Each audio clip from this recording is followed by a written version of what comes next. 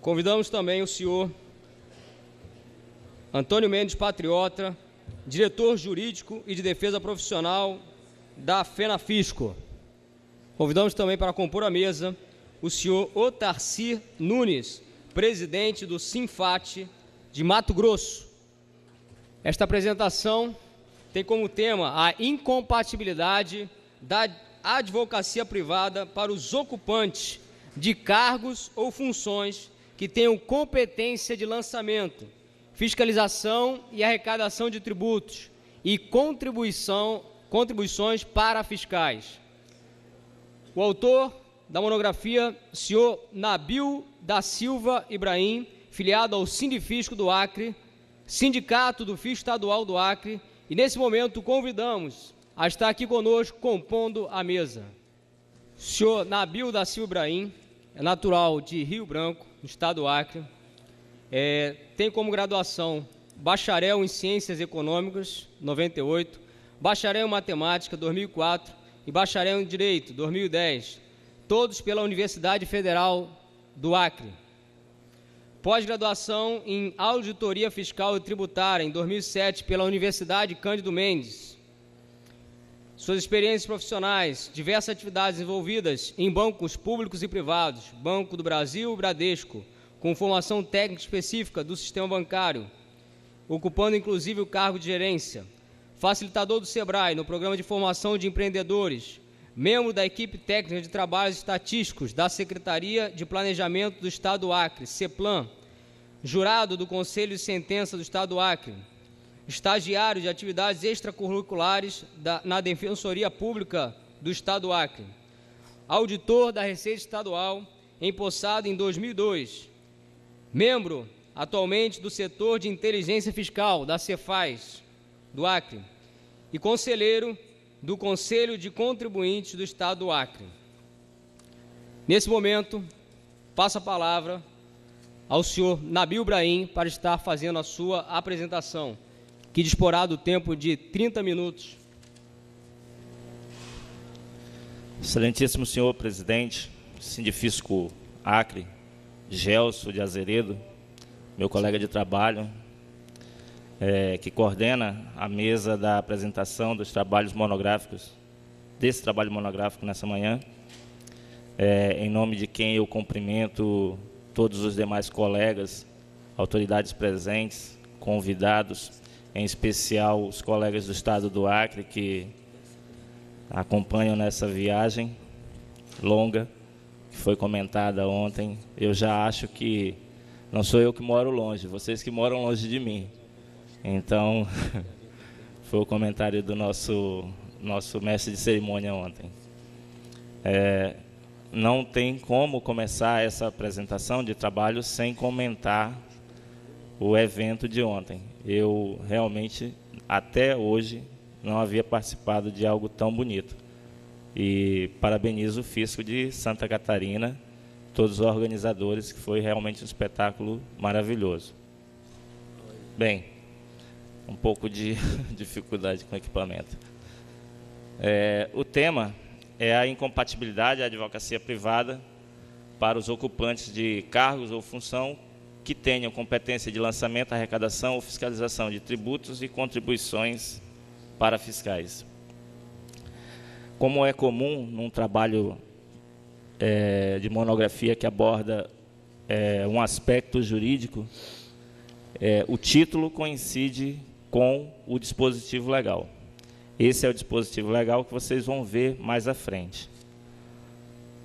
O objetivo do trabalho é verificar a hipótese de incompatibilidade que está estabelecida no artigo 28, inciso 7 do Estatuto da OAB, que é a Lei 8.906, de 94. Relator foi Paulo Luiz Neto Lobo, alagoano. Vamos observar a incompatibilidade do ponto de vista ético e administrativo. Eu já vou esclarecer o que são esses dois pontos de análise. São os dois sustentáculos da incompatibilidade à advocacia, são os suportes da incompatibilidade. São dois pilares que sustentam. Ou a pessoa é incompatível eticamente ao exercício da advocacia, ou ela é incompatível administrativamente. Eticamente, são os elementos éticos e morais que vocês têm noção, e eu vou esclarecer os conceitos aqui. Administrativamente, diz respeito ao procedimento diário, o métier, a prática diária do auditor e do advogado. Em que momento, no seu proceder diário, o auditor e o advogado, que cumulam as atividades, eles se incompatibilizam. Então, nós vamos analisar sobre os dois pilares. São pilares que a doutrina sustenta a incompatibilidade, e nós vamos analisar exatamente nos fundamentos que sustentam a hipótese da incompatibilidade. O objetivo secundário é verificar se a incompatibilidade ela vai resultar numa vedação excessiva, uma restrição excessiva ao exercício da advocacia por auditores que cumulam atividade de advocacia, que venham a acumular, porque ainda hoje o dispositivo ele permanece no Estatuto da OAB. O método de abordagem foi o dedutivo. Eu parti de lei de aplicação geral e fechando o estudo na lei de aplicação específica, que é o Estatuto, ou a lei do servidor, que vou já relatar qual será. Então, é o método dedutivo, parte do geral para o específico.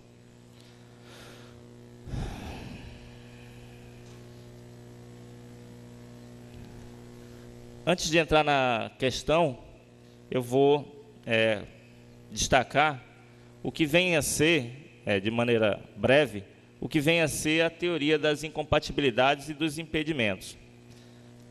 Ela é uma questão atual e presente, nós somos do fisco, sabemos e vivemos isso. Ela não é exclusiva do servidor público. Nós estamos habituados a ver a situação da incompatibilidade só em face do servidor público, mas ela não é exclusiva dele. A iniciativa privada também tem as suas hipóteses de incompatibilidade e impedimento. É uma teoria abrangente, porque ela diz respeito a todo aquele que cumular atividades ou atribuições, e eu trago aqui alguns exemplos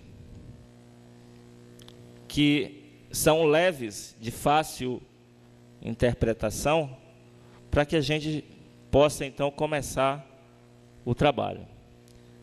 Gerentes de instituições financeiras, eles estão incompatibilizados pelo artigo 28, inciso 8. Essa vedação está no Estatuto da OAB, mas não diz respeito somente a servidor público, diz respeito a gerente, inclusive, da iniciativa privada. O que fundamenta isso são os dados financeiros que esse gerente tem acesso. É o suporte para torná-lo incompatível.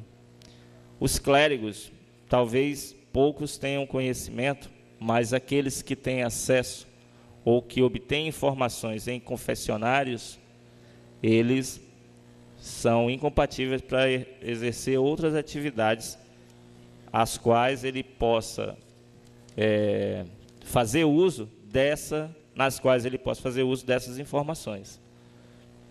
Os executivos, esses que eu cito, são os executivos das grandes corporações, das grandes empresas, que detêm informações privilegiadas em pontos sensíveis de investimentos milionários.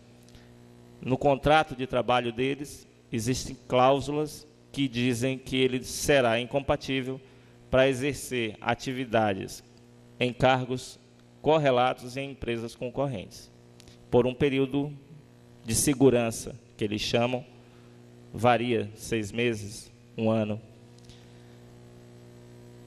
Os auditores, aqui eu não me refiro aos auditores do Estado, eu me refiro a todos, mas em especial vamos pensar nos auditores particulares. Eles têm incompatibilidade para fazer o levantamento fiscal dessa empresa, elaborar o balanço e, no momento posterior, auditar esse balanço. É uma coisa imediata que a gente percebe. Como ele vai elaborar o balanço da empresa e, em seguida, auditar esse balanço? Ele vai detectar um erro seu mesmo? Bem, a incompatibilidade que vai ser estudada não é essa dos exemplos que eu citei, porque essa dos exemplos ela diz respeito de forma geral a incompatibilidades diversas, inclusive a do Estatuto, mas a que nós vamos estudar, a que foi estudada no trabalho monográfico, é a que está estabelecida no artigo, na Lei 8.906, de 94. Eila, eu vou dispensar comentar inciso por inciso e vou deixar apenas que vocês vejam. Vou comentar apenas o caput. A advocacia é incompatível, mesmo em causa própria, ainda que em causa própria, com as seguintes atividades. E vem um rol taxativo, não exaustivo, depois seria interessante ver a diferença, mas é rol taxativo, configurando 8 hipóteses que incompatibilizam pessoas ou funções ao exercício da advocacia. São essas as situações. E segue. Esse dispositivo ele é bem conhecido nosso. Acredito que todos tenham conhecimento.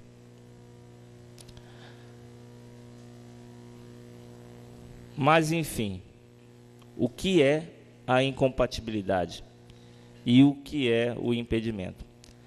A própria lei, em um caso de interpretação legal, definição legal dos institutos, diz que a incompatibilidade determina a proibição total e o impedimento a proibição parcial ao exercício da advocacia.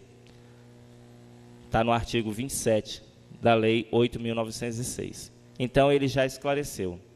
Vejam, quem é incompatível, de forma alguma, pode desenvolver a advocacia. Quem é impedido, é vedado, em determinadas áreas do direito, ao desenvolvimento da advocacia. O nosso foco de estudo foi esse. Ocupantes de cargos ou funções que tenham competência de lançamento, arrecadação ou fiscalização de tributos e contribuições para fiscais. É aqui que nós vamos centrar a observação. E vamos fazer o teste sobre o ponto de vista ético e administrativo. Bem, o trabalho ele foi distribuído da seguinte forma. No capítulo 1, é estudada a incompatibilidade sobre o enfoque ético, contrapondo a ética do auditor e a ética do advogado. No capítulo 2, a incompatibilidade analisada sob o enfoque administrativo e contrapondo o métier, o procedimento diário do advogado e do auditor, e em que momento eles se incompatibilizam. E no capítulo 3, o confronto desses elementos. E trago também no capítulo 3 algumas informações adicionais que me motivaram a fazer o trabalho. Inicialmente, é preciso deixar claro o conceito, a definição de ética e de moral que foi adotada. A ética adotada, a definição adotada para o trabalho foi a da ciência que estuda o comportamento moral do indivíduo. Portanto, a ética para o trabalho é aquela que determina princípios que se irradiam. Eles atingem todo e qualquer grupo social. Não estou falando de um nômade que vive nas montanhas. A moral, ela diz respeito à reação de cada pessoa ou grupo em sociedade a uma dada situação. Uma situação pode obter como resposta de cada um de vocês comportamentos diferentes. Esse conjunto de comportamentos que são diferentes podem ser todos comportamentos morais. Nesse sentido, Aristóteles, filósofo, mas se destacou mais como matemático, desenvolveu, quando estudava, buscava valorar os comportamentos, as condutas boas, ele desenvolveu a teoria do meio termo, do homem médio. E ele disse: eu não tenho um comportamento adequado, eu tenho um conjunto de comportamentos. O que eu tenho são limites. Um limite inferior e um limite superior, e abaixo ou acima desses limites, tudo que acontece é imoral. Mas tudo que acontece dentro dos limites estabelecidos são comportamentos morais, ainda que diferentes. Por isso, determinadas condutas que um grupo pratica, por exemplo, no Brasil, podem ser condutas imorais num país do Oriente Médio. Mas não são condutas reprováveis. Isso permitiu a construção de um modelo ético. Esse modelo ético, ele é um conjunto de comportamentos que todos podem assumir e que são comportamentos morais. A esse conjunto, essa teoria, deu-se o nome de mesotê, meio termo.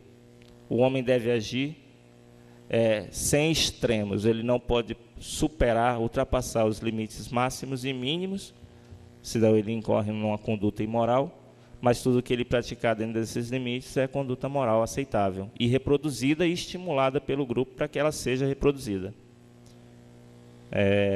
Nós podemos pensar que o que acontece fora desses limites, se for de extrema reprovação, vai estar lá no Código Penal ou numa lei que criminaliza a conduta.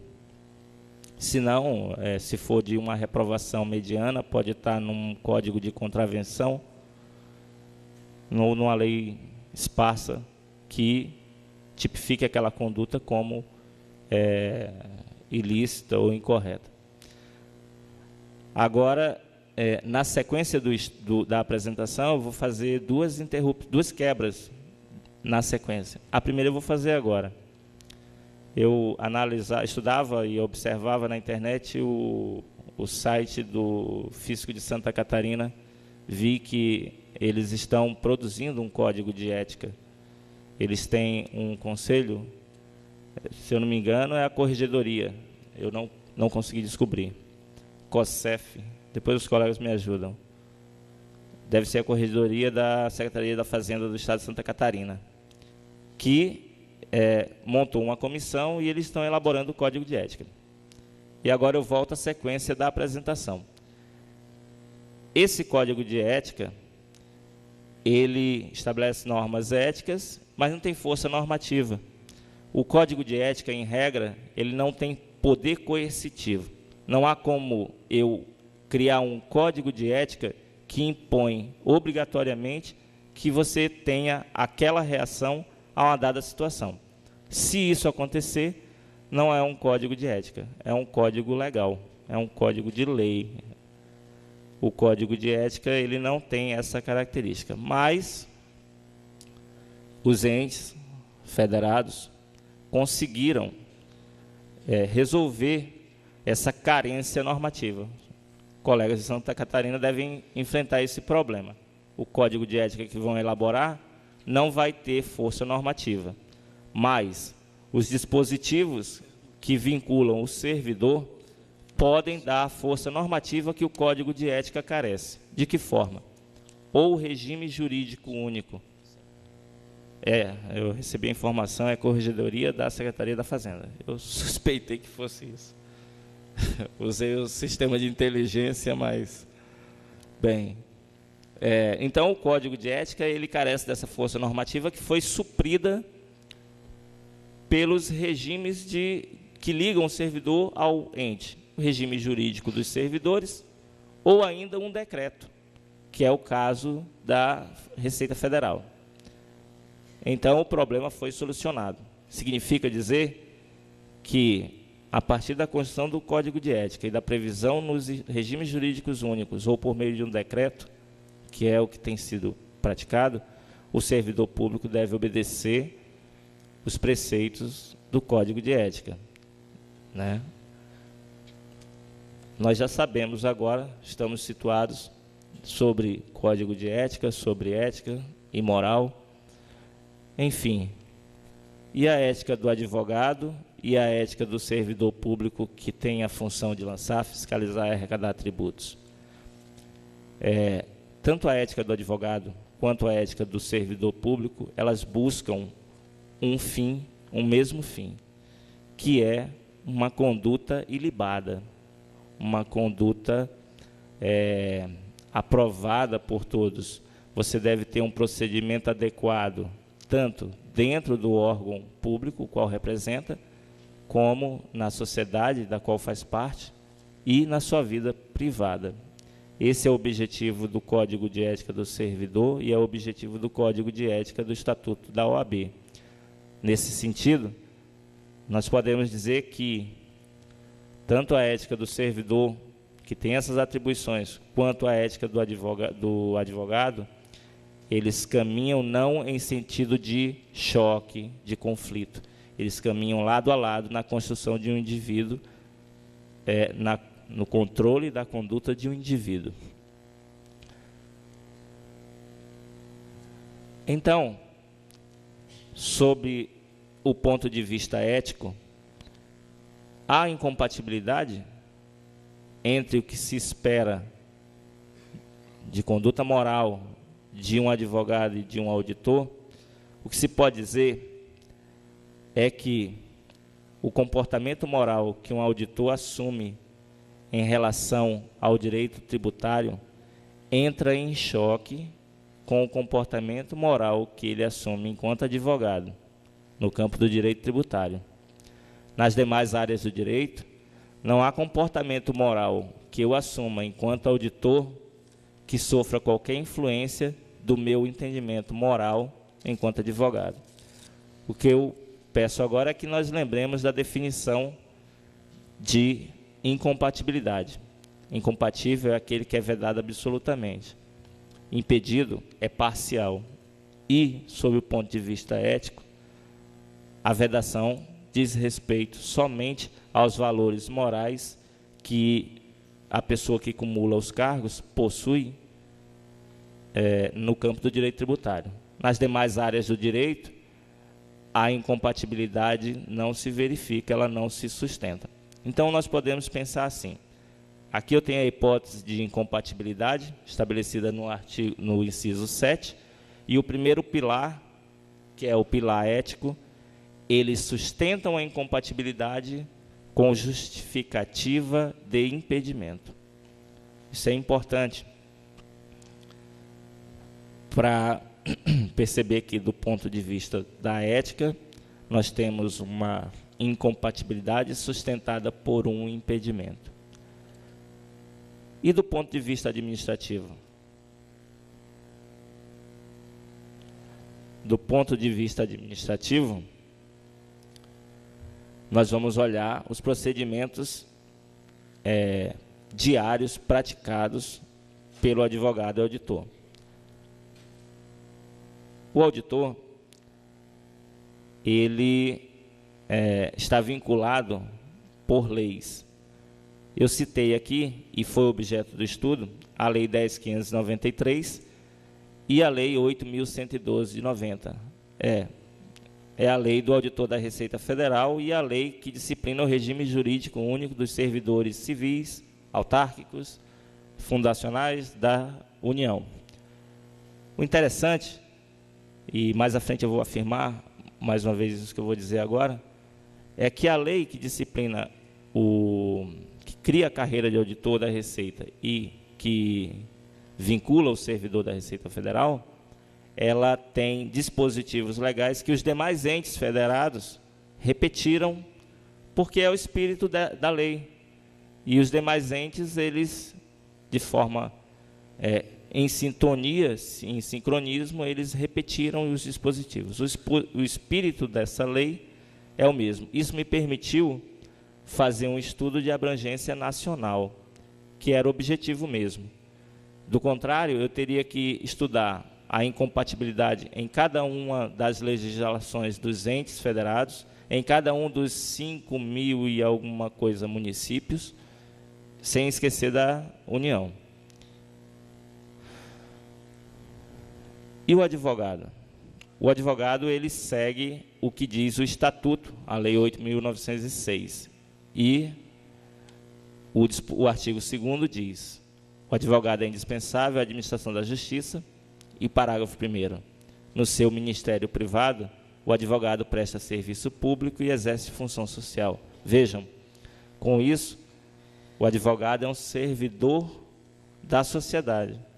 Com segurança, eu pude fazer a comparação entre o auditor e o advogado, porque o próprio Estatuto disse: você é um servidor, você não tem vínculo, mas você obedece leis e você serve à sociedade, como o auditor serve. Me deu base para continuar o trabalho, principalmente sob o enfoque administrativo, o segundo pilar que eu estou testando. Bem, mas é preciso aprofundar um pouco mais. Enfim, o auditor, ele pratica, ele lança, fiscaliza e arrecada. Mas destas 3 atribuições, é o lançamento a questão nuclear da incompatibilidade.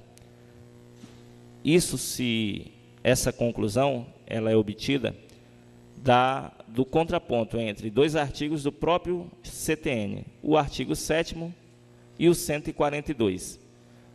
No artigo 7º, está sendo feita a distribuição de competências. E diz, eu vou somente as partes que eu destaquei, ok? A competência tributária indelegável e, salvo atribuição das funções de arrecadar ou fiscalizar. O que acontece com essas funções? Mais à frente, conferida por uma pessoa jurídica de direito público a outra. Portanto, as funções que o Estatuto disse que incompatibilizam um servidor, que são fiscalizar, arrecadar e lançar, a fiscalização e a arrecadação eu tiro do auditor e posso transferir a qualquer outro servidor. Nesse momento, eu vou lembrar de um artigo do Estatuto da OAB que diz, que é o artigo 30, eu vou citar no final, que diz que os demais servidores públicos são impedidos. Então, nós temos a seguinte situação: qualquer um dos senhores pode perder a função de fiscalizar e arrecadar. Na verdade, não vou dizer perder, vão dividir com um outro servidor público. Um exemplo que, não sei se é realidade em alguns outros estados, no meu é, o agente de trânsito, agente da autoridade de trânsito, segundo o Código de Trânsito Brasileiro, ele pode fiscalizar e arrecadar o IPVA, competência dos senhores. Por quê? Porque é possível que o ente delegue essa atribuição aos agentes de trânsito, sem desnaturar ou sem incompatibilizá-los. Então, vamos pensar a seguinte hipótese. Cria-se uma autarquia que tem a função de fiscalizar e arrecadar o imposto sobre os veículos automotores. É conferido a esses agentes a função de fiscalizar e arrecadar o IPVA. Entretanto, esses agentes estão inseridos, segundo o Estatuto da OAB, no artigo 30, inciso 1º. Eles são impedidos.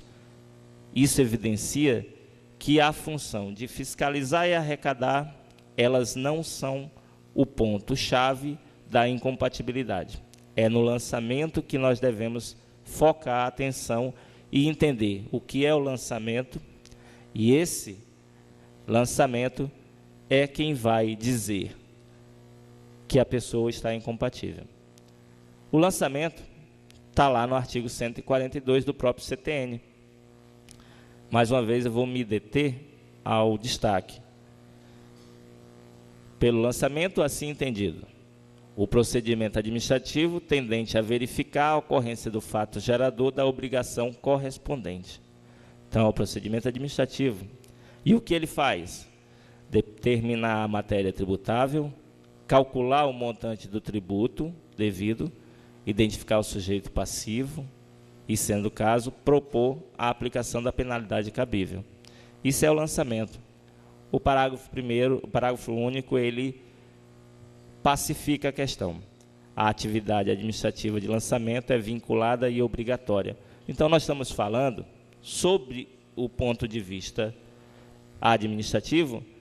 De um lado, o auditor tem a função, a obrigação legal de constituir o crédito tributário pelo lançamento, sob pena de falta funcional, e ser responsabilizado por isso. Sabemos qual é a questão nuclear do auditor. E o advogado? O estatuto diz, o advogado tem que ter liberdade para motivar o seu convencimento e o do juiz, e observar o estatuto da OAB. Então, agora nós temos, de um lado, o auditor, que é obrigado a constituir o crédito tributário, e, de outro lado, a liberdade. Em que momento a liberdade e a obrigação conflitam? Na área de competência. A área de competência do auditor é em relação ao direito tributário. Eu não tenho poder de decisão sobre questões outras que não dizem com respeito com o direito tributário, e o direito tributário relativo aos tributos que eu tenho competência. Além disso, a sindicância, o processo administrativo disciplinar, as corregedorias e a comissão de ética são mecanismos administrativos, tanto da parte do Estado quanto da OAB, da autarquia sui generis, segundo o STF. Esses têm a função de controlar e evitar os desvios cometidos pelos servidores.